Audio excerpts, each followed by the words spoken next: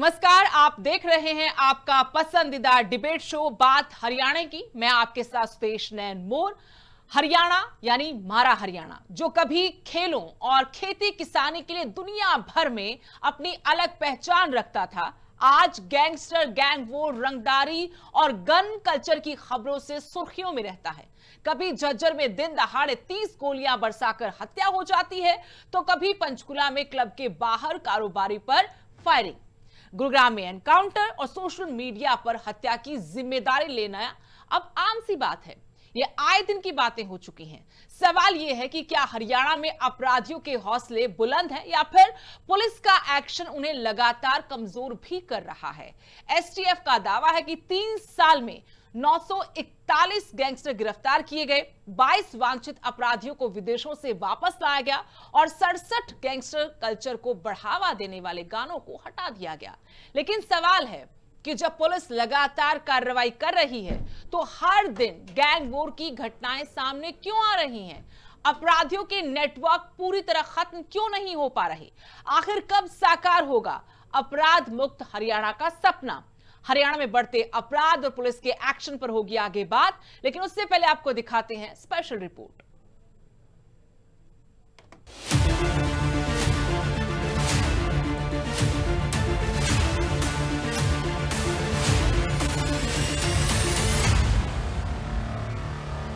हरियाणा की धरती, जो खेल और खेती के लिए दुनिया भर में मशहूर थी, अब प्रदेश में गैंग वॉर और संगठित अपराध की वजह से खबरों की सुर्खियों में रहती है। झज्जर से लेकर पंचकुला, रोहतक से लेकर गुरुग्राम तक गैंगस्टर्स लगातार कानून व्यवस्था को चुनौती दे रहे हैं। हरियाणा में लॉरेंस बिश्नोई, रोहित गोदारा और भाऊ गैंग जैसे कई संगठित गिरोह सक्रिय हैं, जो अक्सर सोशल मीडिया पर हत्याओं की जिम्मेदारी लेते हैं और एक दूसरे के गुर्गों को निशाना बनाते हैं। हत्या, रंगदारी, जबरन वसूली के आए दिन कई मामले सामने आते हैं, जो कानून व्यवस्था पर बड़ा प्रश्न चिन्ह भी लगाते हैं। लॉ एंड ऑर्डर तो है ही। बीजेपी की सरकार बनने के बाद नशा बढ़ा है, नशे के साथ साथ गुंडागर्दी बढ़ी है, फिरौतियों के केस बढ़े हैं, बेवजह लोगों को जाकर के मौत के घाट उतारने के केस बढ़े हैं। सरकार का कोई भय नहीं है, कोई डर नहीं है। उसका एक कारण है, जो इस किस्म के लोग हैं उनको सरकार का संरक्षण है, उनको सरकार सख्ती करने के बजाय कहीं बचाने का काम कर रही है। अनेक उदाहरण हमने दिए इस चीज के, अनेक लोगों के नाम बताए, आज तक उनका कुछ नहीं बिगड़ा। वहीं हरियाणा पुलिस ने संगठित अपराध और गैंगस्टर नेटवर्क पर शिकंजा कसने के लिए राज्य के 10,892 जघन्य अपराधियों की डिजिटल कुंडली तैयार की है। हत्या के प्रयास और अन्य गंभीर अपराधों में शामिल इन अपराधियों का विस्तृत रिकॉर्ड तैयार कर उनकी गतिविधियों पर लगातार नजर रखी जा रही है। पुलिस महानिदेशक अजय सिंघल की अध्यक्षता में पंचकुला में आयोजित उच्च स्तरीय समीक्षा बैठक में इस पर विस्तार से चर्चा भी हुई। बैठक में रोहतक, झज्जर, सोनीपत और फरीदाबाद जिलों में संचालित विशेष RJSF रोहतक, झज्जर, सोनीपत, फरीदाबाद यूनिट के कार्यप्रणाली और उपलब्धियों की भी समीक्षा हुई। क्राइम के क्रिमिनल्स का डेटाबेस तैयार किया है और उसको अलग अलग पैरामीटर्स पे सॉर्ट करते हुए हमने करीबन 10,000 क्रिमिनल ऐसे निकाले हैं जो कि विभिन्न जिलों में वारदात करते हैं या पीछे उनका रिकॉर्ड है हमारे पास। इस सिस्टम को हमने नया नाम दिया है RJSF unit, Rohtak, Jhajjar, Sonipat, Faridabad unit, जिसके क्रिमिनल्स में को हम वेरीफाई कर रहे हैं कि अभी वो किस हालत में है। हरियाणा पुलिस का दावा है कि पिछले 3 सालों में 941 गैंग से जुड़े अपराधियों को गिरफ्तार किया गया, 22 वांछित गैंगस्टर्स को विदेशों से वापस लाया गया, 10,000 से ज्यादा अपराधियों का डिजिटल डेटाबेस तैयार किया गया। युवाओं को अपराध से दूर रखने के लिए गैंगस्टर कल्चर को बढ़ावा देने वाले 67 गानों को भी हटाया गया। फिर भी सवाल कायम है, जब पुलिस लगातार एक्शन ले रही है, तो गैंग वॉर की घटनाएं क्यों सामने आ रही हैं? क्या अपराधियों के नेटवर्क पूरी तरह से खत्म नहीं हो पा रहे? फिलहाल हरियाणा में अपराध और पुलिस के बीच जंग जारी है। देखना होगा कि अपराध मुक्त हरियाणा का सपना कब साकार होगा। Bureau report, living India news. तो चलिए चर्चा की शुरुआत करते हैं। सभी खास मेहमान हमारे साथ जुड़ चुके हैं। बीजेपी प्रवक्ता सुभाष सप्रा, कांग्रेस प्रवक्ता नवीन केडिया और जिला अध्यक्ष इनेलो विजेंद्र रेड्डी। आप तीनों का बहुत बहुत स्वागत है। और सबसे पहले सवाल सुभाष सप्रा जी मैं आपसे करना चाहती हूं कि विपक्ष तो आरोप लगाता है एनसीबीआर के आंकड़े जो हैं वो फिर से हरियाणा को चौथे नंबर पर दिखा रहे हैं। तो डीजीपी को प्रेस कॉन्फ्रेंस में आकर कहना पड़ा कि कैसे चौथे नंबर पर हरियाणा है। और हम लगातार ये चर्चा करते हैं कि अपराध मुक्त हरियाणा का सपना तो दिखाया गया, लेकिन मुक्त छोड़िए, अपराध की जंजीरों में जकड़ा जा रहा है हरियाणा। गैंगस्टर कभी होते नहीं थे और पिछले कुछ सालों में लगातार हम गैंगस्टर कल्चर को पनपता हुआ देख रहे हैं। कैसे हल होगा इस समस्या का? नमस्कार। माननीय नायब सिंह सैनी जी, माननीय मुख्यमंत्री जी की नायाब सरकार, उनका एक ही नारा है पहले दिन से, जब से भाजपा सरकार आई है। भाजपा का नारा है 2014 से, बदमाश या तो हरियाणा छोड़ दे या अपराध छोड़ दे, तीसरा ऑप्शन यमलोक है सीधा। ये भी ठीक है। देखिए, जो क्राइम है कभी भी जीरो नहीं होता, परंतु भारतीय जनता पार्टी की सरकार यहाँ पे जेल 100% है, किसी को छोड़ा नहीं जाता। अब मैं तो हैरान हो रहा हूँ। मैं माननीय जो अपने भूपेंद्र सिंह हुड्डा जी जो पूर्व मुख्यमंत्री हैं और आज लीडर ऑफ ऑपोजिशन भी है, इतना गैर जिम्मेदाराना बयान दे रहे हैं। और आंकड़ा वो कहाँ से लाते हैं पता नहीं, मुझे नहीं पता ये कहाँ से आंकड़ा लेकर आए हैं। मतलब ये है, मतलब वो मुझे ऐसा लग रहा है ये अपना जो आंकड़ा है वो 2004 से 2014 का जो टाइम था ना, वो बता रहे हैं। अब डीजीपी साहब अजय सिंघल जी, उन्होंने बिल्कुल आंकड़ा पेश किया है, अभी दो तीन दिन पहले ये आंकड़ा पेश किया है। 2023 में 7% कमी आई है क्राइम रेट में। 2023 में आप गूगल से चेक कर लो, या अजय सिंघल जी का बयान अभी अखबारों में भी छपा हुआ है, ताजा ताजा, आपने भी दिखाया होगा। 2024 में 13.3% की कमी आई है। 2025 में 5.8% की कमी आई है। यानी ओवरऑल आप पिछले 4 सालों की तुलना करें तो 23% रिड्यूस हुआ है। अब ये जो एनसीआरबी का जो डाटा है ये दिखाया जा रहा है ये चौथे नंबर पर है। सच्चाई ये है, ये क्योंकि अजय सिंघल जी ने भी बताया है, शायद इन्होंने सुना नहीं है, उन्होंने यही बताया यहाँ पे जो एफआईआर होती है वो तुरंत होती है एकदम, जबकि दूसरे स्टेट्स में क्या होता है, वहां पे कंपाउंडिंग होती है, वहां पे जो है ना डीडी एंट्री होती है, यहाँ पे कंपाउंडिंग तो होती है परंतु एफआईआर तुरंत हो जाती है। तो ये जो डाटा है ये परफॉर्मेंस का है, जो हमारे इंडिया में जो परफॉर्मेंस मतलब तुरंत कार्रवाई करती है, जो भारतीय ये हमारी जो हरियाणा पुलिस है, ये वो डाटा है जो चौथे नंबर पे आया है। और ये कह रहे हैं जी पहली 4 स्टेट्स में आ गया। अब ये देखिए, आज 112 आप डायल कीजिए, कहीं पर भी क्राइम होता है 112 आप डायल कीजिए, आपके पास 8 से 9 मुझे 2-3 मिनट बातें यहाँ पर साफ कीजिए, फिर हम आगे सवाल कर लेंगे। आप एनसीआरबी के आंकड़ों को मानते हैं कि नहीं मानते हैं? दूसरा, क्या बिजली चोरी या फिर अपहरण हो जाना, लड़के लड़की का कहीं भाग जाना, ये अपराध की श्रेणी में नहीं आता है? उन्होंने कहा कि सब निकाल दो तो हम इतने नंबर पर आ जाते हैं। चौथे नंबर पर आना क्या गर्व की बात है? क्राइम में जो गैंगस्टर कल्चर बढ़ रहा है हरियाणा में, ये आप भी स्वीकार करेंगे और दर्शकों को तो सारी बातें जानकारी में है, क्योंकि वो भोगी है, लोग रोज देखते हैं कैसे खून की होली खेली जाती है। पंचकुला जैसे शहर में हम सुरक्षित महसूस नहीं करते आजकल। गैंगस्टर कल्चर जो पनप रहा है उसको फिर आप क्या कहेंगे? आप तो पीठ थपथपा रहे हैं, हम तो कह रहे ठीक है पुलिस एक्शन कर रही है, लेकिन अपराध भी तो बढ़ रहा है। फिर मुख्यमंत्री जी कहेंगे कि जनसंख्या भी बढ़ रही है तो अपराध बढ़ रहा है। आप कह रहे हैं कि हम सबसे ज्यादा एक्टिवली इसमें एफआईआर दर्ज कर लेते तो आंकड़े ज्यादा हैं। ये सच्चाई है बिल्कुल ही, क्योंकि रिपोर्टिंग होती है, तुरंत रिपोर्टिंग हो जाती है, तुरंत एफआईआर हो जाती है। पहले तो एफआईआर ही नहीं होती थी। अब ये देखिए ना, 2008 में वहां पे 4-5 पुलिस वालों ने एक महिला के साथ वहां पे कांड किया था। ये रोहतक की बात है, जहाँ पे भूपेंद्र सिंह हुड्डा जी थे। कई महीनों वो घूमती रही, एफआईआर नहीं होती थी। मतलब it was happened in those days, और यहाँ पे तुरंत एफआईआर होती है। अब ये देखिए, और साथ ही साथ पहले देखो महिला थाने 3 थे, 2014 में महिला थाने 3 थे, आज कितने? 33। बिल्कुल हर चौराहे पर आपको पुलिस मिलेगी, आपको ट्रैफिक पुलिस मिलेगी, आपको हर तरह की पुलिस मिलेगी। अब ये देखिए, और अभी गुड़गांव में सिर्फ 3 दिन पहले यहाँ पे मेरे ख्याल जो है ना 50 बाइक लेटेस्ट टेक्नोलॉजी से लैस करके पुलिस अभी सीएम साहब यहाँ पे थे और उन्होंने उनको हरी झंडी दी और बाजार में भेज दिया है, सड़कों पर भेज दिया है।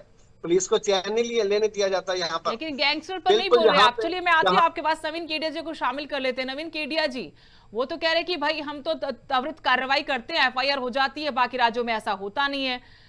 और इसके अलावा वो कह रहे कि भाई हम तो लगातार काम भी करें, अपराधियों को हम गिरफ्तार करें, जेलें भरी पड़ी है हमारी, तो कहां अपराध है, जनसंख्या भी बढ़ गई है और हमारा एक्शन भी ज्यादा हो गया है। आप तो बिना वजह पता नहीं कहां से आंकड़े लेकर आते हैं कि आप बता रहे कि अपराध बेलगाम हो गया है। आपके नेता तो इस तरह के आरोप लगा रहे, अनगल बातें कर रहे हैं।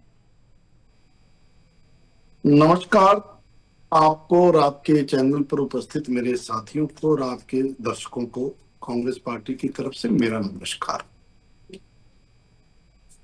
हरियाणा की इस टाइम हालात क्या है और भारतीय जनता पार्टी किस तरीके से अपनी बात को कहती है, बड़ा ही मतलब सुभाष जी ने कमाल कर दी बात को रखने के लिए। चौथे नंबर पे आना भी उन्होंने शाबाशी में कन्वर्ट कर दिया कि हमें शाबाशी दो कि हम एफआईआर दर्ज करते हैं। ये नेगेटिविटी नहीं है हमारी।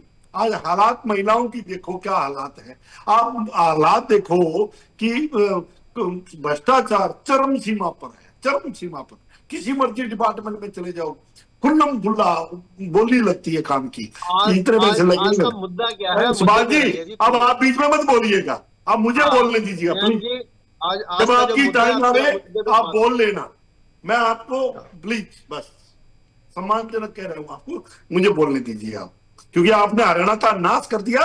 कुछ तो बोलने दो। फिरौती, कभी हरियाणा के अंदर फिरौती का नाम नहीं था।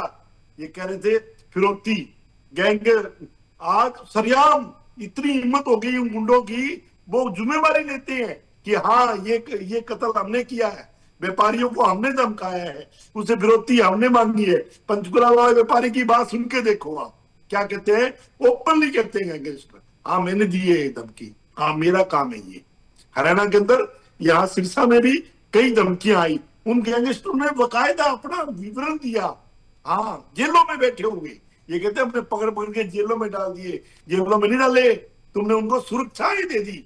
जेल में बैठ कर सुरक्षा से काम करो, सुरक्षा से बता इकट्ठा करो। तुमने ये हालात तुमने ये गैंगस्टरों का बना रखा है आपने। नंबर 3 बात, नशा। छोटे छोटे अपराधी पकड़ते हैं, 5 ग्राम वाले, 2 ग्राम वाले, 10 ग्राम वाले, अब पकड़ कर भाई इतने अपराधी पकड़ लिए हमने।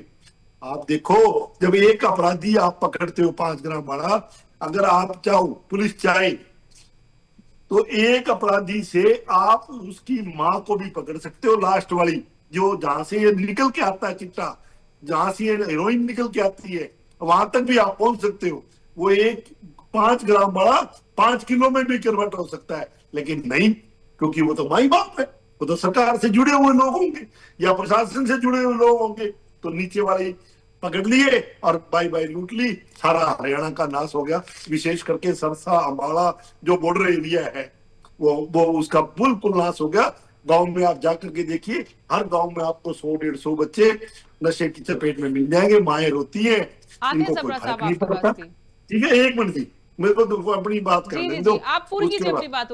क्राइम की बात करें आप, ये टेलीफोन वाला जो क्राइम है, हद हो गई।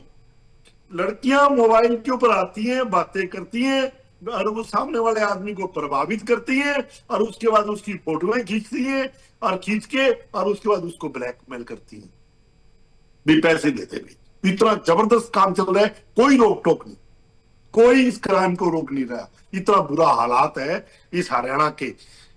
एक वो काम और बड़ा चल रहा है फाइनेंस वाला, 10,000 रुपए दे दिए और उनकी किस्तें बांध देते हैं, इतने रुपए लेंगे जी, 8-10,000 के बदले में 8,000 देंगे और फिर उसका किस्तें बांधेंगे, डेली इतना इकट्ठा करेंगे जी। वो 10 रुपए सैकड़े से ऊपर जाके पड़ता है। मतलब फाइनेंस क्राइम भी चरम सीमा पे। गरीब आदमी जो रेडी रूटी लगाता है, गरीब आदमी। नवीन जी, एक बात मुझे बताइए, डीजीपी साहब को भी आपने सुना होगा, नहीं सुना तो मैं बता रही हूँ कि वो डिजिटल डेटाबेस तैयार कर रहे हैं अपराधियों का, वो कर लिया है और वो कह रहे कि हम लगातार कोशिश कर रहे हैं और हमने इतने सारे अपराधियों को पकड़ लिया, 12 साल हो गए और लगातार हम एक्शन ले रहे हैं। तो क्या नाकाफी है वो? आपको लगता है पुलिस तो कर रही है लेकिन फिर भी अपराध कंट्रोल? 12 साल इनकी सरकार को हो गए। किसको सुना रहे हैं कि हम डाटा इकट्ठा कर रहे हैं? किसको कह रहे हैं अग्रवाल साहब? 12 साल से इनकी सरकार है, हरियाणा का नाश कर दिया इन्होंने क्राइम के अंदर। आप किसी मर्जी में, जो मैं कह रहा हूं भाई, शपथ कह रहा हूं, किसी मर्जी डिपार्टमेंट में चले जाइए, भ्रष्टाचार आप सोच भी नहीं सकते, खुला नंगा नाच है भ्रष्टाचार का। क्राइम, कौन से क्राइम की बात करें, किस तरह का क्राइम की बात करें?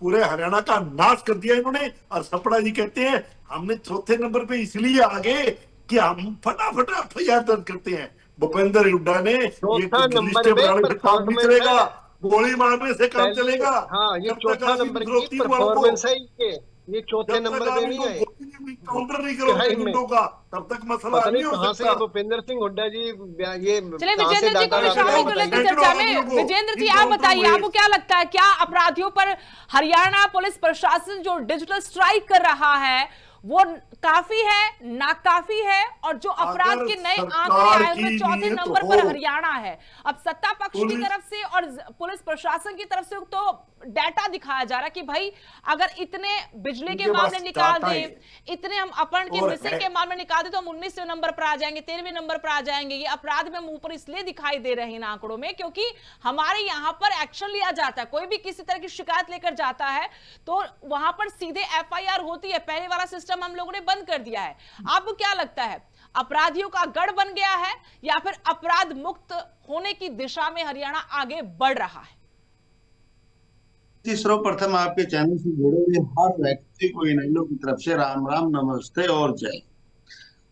आज एनसीआरबी एक सरकारी संस्थान है और एनसीआरबी की रिपोर्ट आती है कि हरियाणा क्राइम में चौथे नंबर पर आ चुका है। पहले कांग्रेस के राज में ये 10वें नंबर के आसपास हुआ करता था, आज इसको ये चौथे नंबर पर लेकर के आ गए। जब सरकार की एक संस्था है, सरकारी संस्था है, सरकार के अंडर काम करती है, सरकार का नियंत्रण होता है, सरकार का कंट्रोल होता है और वो अपनी वार्षिक रिपोर्ट में बता देती है कि आज हरियाणा प्रदेश अपराध की दुनिया में 10वें से चौथे नंबर पर पहुंच गया है, तो इसमें ये तो कोई संशय ही नहीं रहता कि हरियाणा प्रदेश अपराध का अड्डा बन चुका है और अपराध का ग्राफ दिन प्रतिदिन बढ़ता जा रहा है। अब यहाँ सपरा जी कितने भी आंकड़े दे दें, अजय सिंघल जी कितने भी आंकड़े दे दो, लेकिन ये आंकड़े बढ़ते ही क्यों जा रहे हैं? हमारा प्रदेश चौथे नंबर पर क्यों आ रहा है? इसके ऊपर इनको माफी मांगनी चाहिए थी। इनको कहना चाहिए था कि हम सुधार की कोशिश करेंगे, हमने बहुत कोशिश करी और कोशिश करने का काम करेंगे, लेकिन ये इनको सर्टिफिकेट देते हैं इस बात का कि अपराध तो हमारे प्रदेश में घटा है, बस एफआईआर तुरंत प्रभाव से रजिस्टर्ड हो जाती है, इसलिए ये आंकड़ा बढ़ा आया है। और दूसरे अपराधों को, छोटे मोटे अपराधों को, जैसे महिला छेड़छाड़ का, चोरी डकैती का, यदि इनको निकाल दे तो हम और बहुत ऊपर चले जाएंगे। क्या ये अपराध की श्रेणी में नहीं आते? सुरेश जी आपने ठीक पूछा, अपराध तो अपराध है। चाहे गली में चलते हुए कोई व्यक्ति किसी के साथ बलपूर्वक झगड़ा करता है, उसकी चेन छीनता है, उसकी मोटरसाइकिल छीनता है, ये भी एक अपराध की श्रेणी में आता है। अपराधी एक रट है इनकी। बीजेपी के जितने भी हमारे प्रवक्ता और नेता साथी आप कहीं भी देख लेना, कितनी भी बड़ी सभा हो, टीवी पर प्रवक्ता हो, एक बात करते हैं, नायब सैनिक की नायब सरकार और देश के सर्वशक्तिमान प्रधानमंत्री नरेंद्र मोदी जी, इन दो बातों के अलावा ये जो है, ये दो प्रस्ताव पक्के याद करवा रखे होते हैं इनको। इसके अलावा ये कहीं भी एक वास्तविक बात को, धरातल की बात को मानने के लिए तैयार नहीं है। ये कहते हैं कि हमने 10,892 ऐसे व्यक्तियों को चिन्हित किया है जो क्राइम को प्रोवोकेट करते हैं, उसको उकसाने का काम करते हैं, गैंगस्टर्स का काम करवाते हैं। अरे भाई 12 साल में आपने उनको चिन्हित करने का काम किया है, 12 साल में तो आपने उनको सफाया करके दिखाना चाहता था। नायब सैनिक की सरकार कहती है या तो अपराध छोड़ दो या तो हरियाणा छोड़ दो। वो दिन कब आएगा, कब लागू होगा? ये कहना आपका, ये स्टेटमेंट लागू कब करोगे? कह तो रहे हो आप, कहते हो, भाषणों में भी कहते हो, या तो अपराध सवाल कर लेते हैं, आपका सवाल भी मेरा सवाल भी, तो आखिर ये फैसला लागू कब होगा, ये जरूर इनसे पूछने का काम है।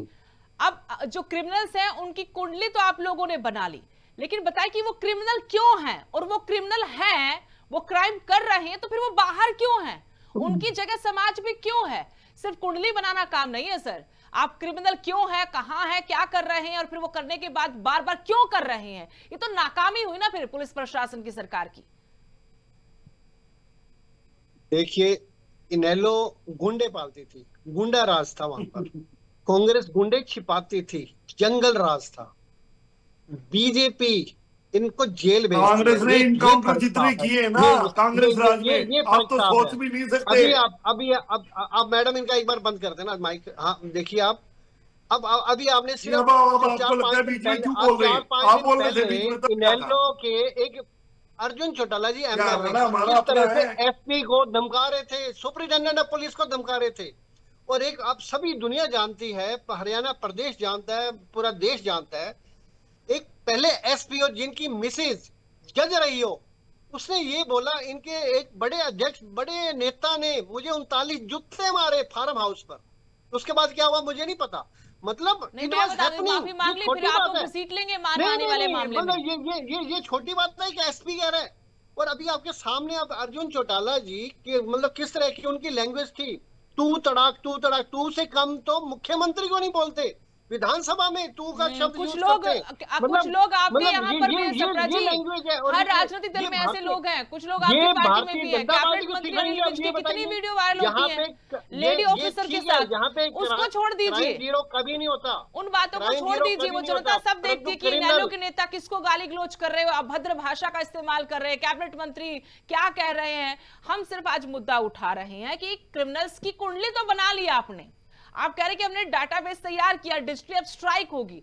सर इतने साल से सरकार है, सारा तंत्र आपके पास है, ये क्राइम करने वाले पैदा कहां से हो गए? और पैदा हो गए क्रिमिनल्स हैं तो फिर इनको पकड़ा क्यों नहीं गया, नकेल क्यों नहीं डाली जा रही? अब पहले तो हमने कभी सुना नहीं कि भाऊ गैंग है, रोहित गोदारा गैंग है, लॉरेंस बिश्नोई का गैंग है, आए दिन तो गैंग वॉर हो रही यहाँ पर, फिरौतियां मांगी जा रही, पर्ची डाल डाल के पैसे मांगते हैं, रंगदारी मांगते हैं। बताइए। अभी देखिए यहाँ पे मैंने आपको पहले बताया, जो गुंडागर्दी है वहां पे बुलडोजर चलता है हमारे भारतीय जनता पार्टी की सरकार में। और जो बहन बेटी की जो इज्जत है उस पे पैरा है, ये है नायब सिंह सैनी जी की सरकार, यही है नायब सरकार। जिस तरह से हमारे रेडू साहब बता रहे हैं, 0% टॉलरेंस है, किसी को छोड़ा नहीं जाता। यही फर्क है हमारे लड़कियों को बजाया गया उतना तो कभी नहीं हुआ, छोटी बच्ची तो बजा के ले जा रही है। यहाँ पे नायब सिंह जी का नायब सिंह राज सैनी है की यहाँ पे। सरकार है, तो अभी ये सरकार है भी हमारे जो क्या? विपक्ष के जो साथी हैं, नायब वो सिंह DG सैनी की चपरासी की भी जो डांस रिपोर्ट कर है सकता है उसको क्या? भी ठहरा रहे ये हैं। आपके ही केंद्रीय वो मंत्री फिगर ने दे रहे कहा हैं। है। एक छोटा छोटा जवाब चाहती हूँ सप्रा साहब, आपने जो पहले कहा था कांग्रेस और एनएलडी की सरकार को लेकर, नवीन जी कहा कि आप तो गुंडों को छुपाते थे, आपकी जब सरकार थी वो कह रहे कि आप तो गुंडों को छुपाते थे। ये पता क्या जी, ये ना इनका एक आदत है, झूठ बोलो झूठ बोलो झूठ बोलो, अपने आप ही सामने वाला मान जाएगा ये सच ही बोल रहे होंगे। और एक पढ़े लिखे इतने सज्जन आदमी बत्रा जी जैसे को बिठा रखे है, वो अगर झूठ बोलते हैं तो और लोग मान लेते हैं, इतना बड़े बड़े प्रोफेसर आदमी है, झूठ थोड़ी बोल। हरियाणा सरकार में, कांग्रेस की सरकार में पता है कितने इनकाउंटर हुए थे गुंडों का, जेलों में से निकाल के उनके केस बुक थे और इनकाउंटर करे। आप बताइए कोई एक इनकाउंटर आपने किसी गुंडे का किया हो? आपकी जेल में बैठ करके, जेल में बैठकर फिरौती मांगते हैं। अब सपना जी 2 मिनट चुप रहिए, अब सुनिए आप 2 मिनट सुनिए। जेल के अंदर बैठ करके ये गलत जेलों में भेजेंगे, जेलें तो इनका अड्डा बना हुआ है फिरौती मांगने का। लॉरेंस बिश्नोई, आपके अभी आपने नाम लिया लॉरेंस बिश्नोई का, गिर जाएंगे 2023 में कम, उससे पहले भी तो 2014 से अब तक आपकी सरकार है, जेल में बैठ के आपकी सरकार है। उसकी सफाइयां देते। चलिए विजेंद्र रेड्डी जी, आरोप तो आपके ऊपर भी लगा कि जब आपकी सरकार थी तो आप गुंडे पैदा करते, गुंडे अपने साथ रखते थे। बोलना चाहता हूं मैं सिर्फ सुदेश जी, इन्होंने कहा इनेलो तो गुंडी पार्टी थी। हाँ, रिमेंबर इट, इनेलो तो गुंडी पार्टी थी। मैं इनसे पूछना चाहता हूं, सबसे गुंडे तो मुझे सुभाष सपराजी लगे, जो पूरी पार्टी को ही गुंडी बताता है। क्या मतलब पूरी पार्टी, कोई पूरा समाज, कोई पूरी व्यवस्था, कोई पूरा इंस्टीट्यूट गुंडे हो सकते हैं सपराजी? मैं आपको भगवान मानता हूं, आपने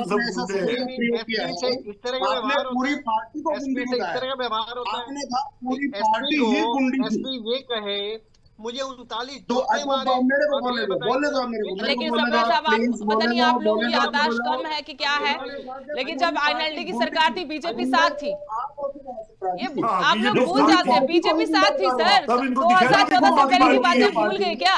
फिर तो आप भी सहभागी थे उस अपराध में, अपराधियों को संरक्षण देने में। एक बार सोचा कीजिएगा, जब आप लोग एक दूसरे के बारे में बोलते हैं, जनता नहीं भूलती और ना ही हम लोग भूलते हैं सर। बहुत बहुत शुक्रिया आप सभी मेहमानों का हमारे साथ जुड़ने के लिए। तो अपराध पर नकेल कब कसी जाएगी? क्या सिर्फ कागजों तक ही नीतियां बनाई जाएंगी? अब जो डिजिटल स्ट्राइक की बात हो रही है उसका कितना असर दिखेगा? क्या गैंग, गोली, गैंगस्टर, इन पर कोई बड़ा एक्शन आने वाले दिनों में दिखेगा? इसी पर हमारी नजर रहेंगी। फिलहाल इतना ही, नमस्कार।